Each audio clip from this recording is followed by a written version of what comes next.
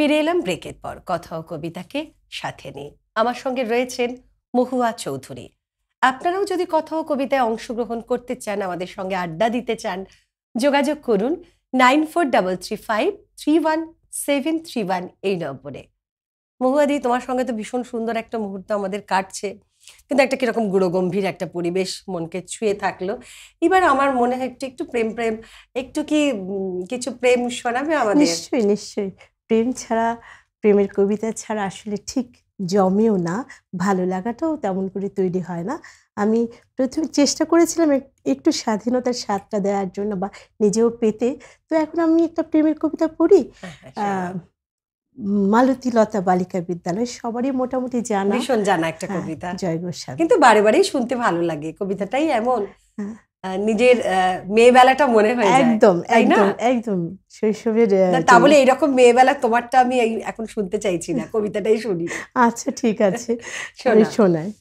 বেণী মাধব, বেণী মাধব, তোমার বাড়ি যাব। বেণী মাধব, তুমি কি আর আমার কথা ভাবো? বেণী মাধব, মোহনে বাঁশি তমালে তরুমূলে বাজিয়েছিলে, আমি তখন মালতী স্কুলে। ডেস্কে বসে অঙ্ক করি, ছোট্ট ক্লাস ঘর, বাইরে দিদিমণির পাশে দিদিমণির বর। আমি তখন নবম শ্রেণী, আমি তখন শাড়ি।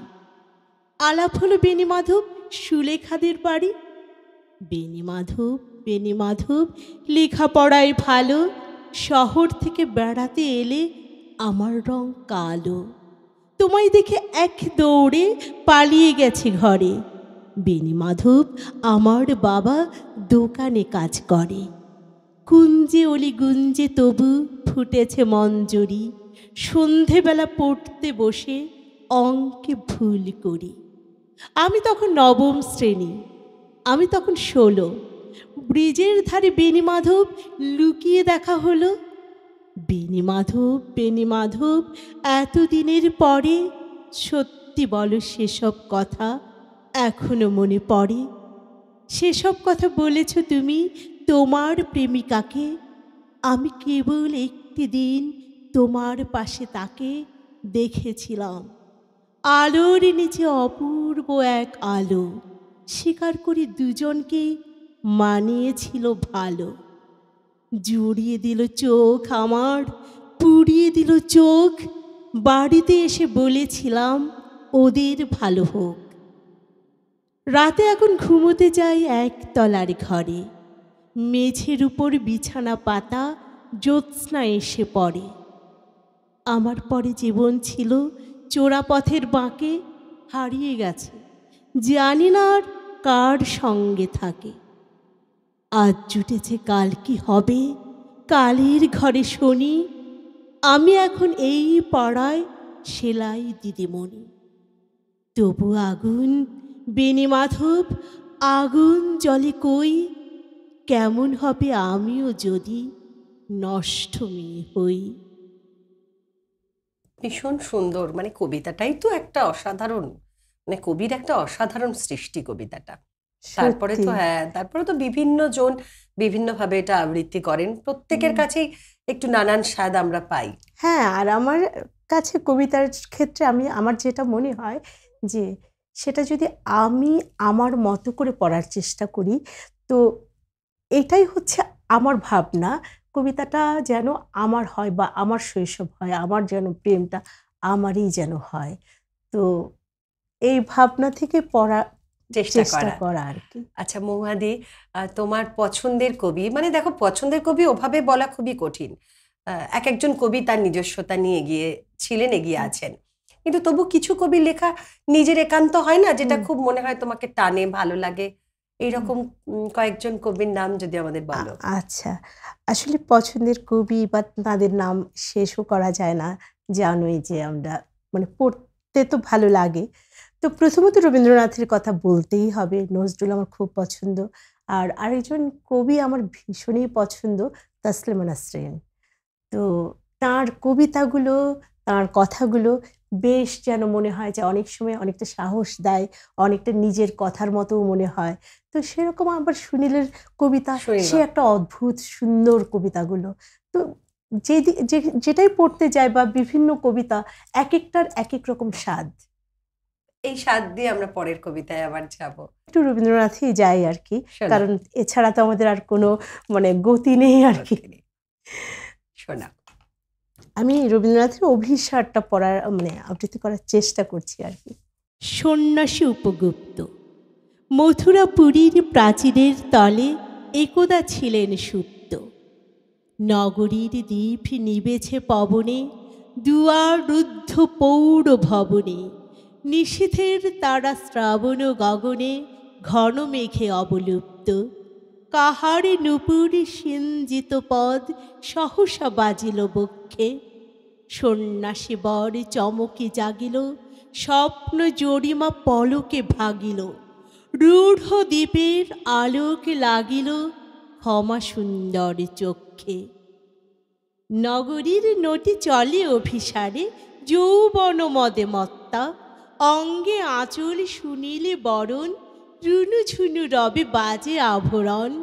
সন্ন্যাসী গায়ে পড়িতে চরণ, থামিল বাসবদত্তা। প্রদীপ ধরিয়া হেরিল তাহার নবীন গৌরকান্তি। সৌম্য সহাস তরুণে বয়ান, করুণা কিরণে বিকচ নয়ন। শুভ্র ললাটে ইন্দু সমান, ভাতিছে স্নিগ্ধ শান্তি। কহিল রমণী ললিত কণ্ঠে, নয়নে জড়িত লজ্জা। ক্ষমা কর মোরে কুমার কিশোর, দয়া কর যদি গৃহে চলো মোর। এ ধরণী তলে কঠিন কঠোর, এ নহে তোমার শয্যা। সন্ন্যাসী কহে মধুর বচনে, আই লাবণ্য পুঞ্জ। এখনো আমার সময় হয়নি, যেথায় চলেছ যাও তুমি ধনী। সময় যেদিন আসিবে আপনি, যাইব তোমার কুঞ্জ।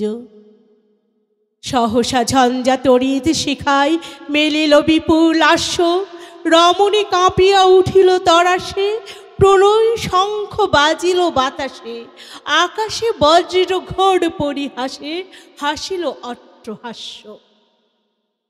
বর্ষ তখনও শেষ হয় নাই, এসেছে চৈত্র সন্ধ্যা।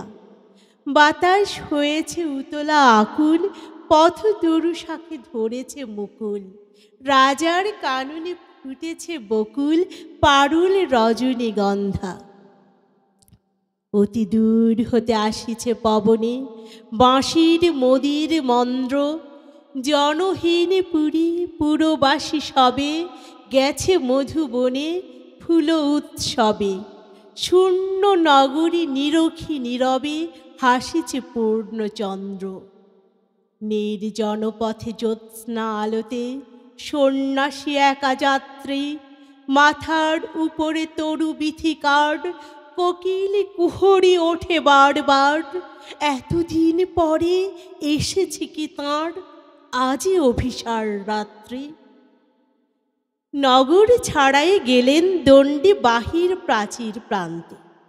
দাঁড়ালেন আসি পরিখার পারে, আম্র বনের ছায়ার আড়ালে। কেউই রমণী পড়ে এক ধারে, তাহার চরণ প্রান্তে। নিদারুণ রোগে মারি গুটিকায়, ভরে গেছে তার অঙ্গ। রোগ মশি ঢালা কালী তনু তার, লয়ে প্রজাগণে পুরো পরিখার। বাহিরে ফেলেছে করি পরিহার, বিষাক্ত তার সঙ্গ। সন্ন্যাসী বসি আড়ষ্ট শির, তুলি নিল নিজ অঙ্কে। ঢালি দিল জল শুষ্ক অধরে, মন্ত্র পড়িয়া দিল শিরোপরে। লেপি দিল দেহ আপনার করে, শীত চন্দন পঙ্খে। ঝরিছে মুকুল কুজিছে কোকিল, যামিনী জোছনা মত্তা। কে এসেছ তুমি ওগো দয়াময়, শুধাইল নারী সন্ন্যাসী কয়। আজি রজনীতে হয়েছে সময়, এসেছি বাসবদত্তা। একেবারে রেশটুকু রয়ে গেল আমাদের মনে। আবারও ওই যে সময় হয়েছে, নিয়ে নিই একটা ছোট্ট ব্রেক, সঙ্গে থাকুন।